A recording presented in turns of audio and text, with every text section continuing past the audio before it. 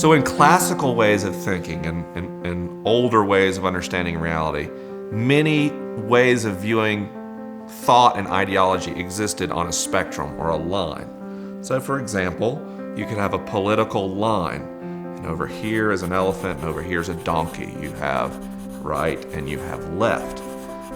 New Copernicans reject that sort of thinking altogether. And so there was an expansion at one point to think about politics, where you went from a line and a continuum to a plane with two axes, where you had the right and the left, and then you had sort of an authoritarian and you had a libertarian view of politics. And suddenly, where you fit in politically was not a point on a line, but a point on a graph. And then when we expand that plane again into depth, what happens is a spherical view of reality, where your viewpoint on anything can be found in these sort of clouds, where there is a cloud where the right lives that intersects with this authoritarian thinking, which intersects somehow with spirituality and religion. And there's these neighborhoods, these clouds of thinking in space.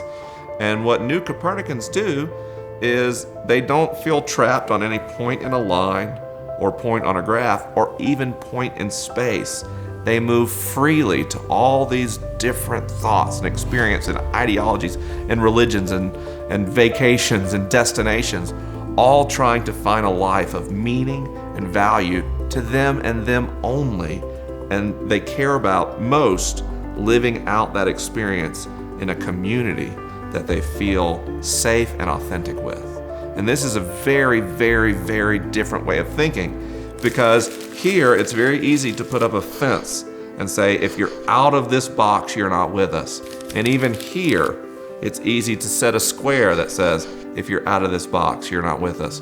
But when the world is experienced in this dimensionality, this depth, this cloud way of perceiving, there's no way to set up a boundary.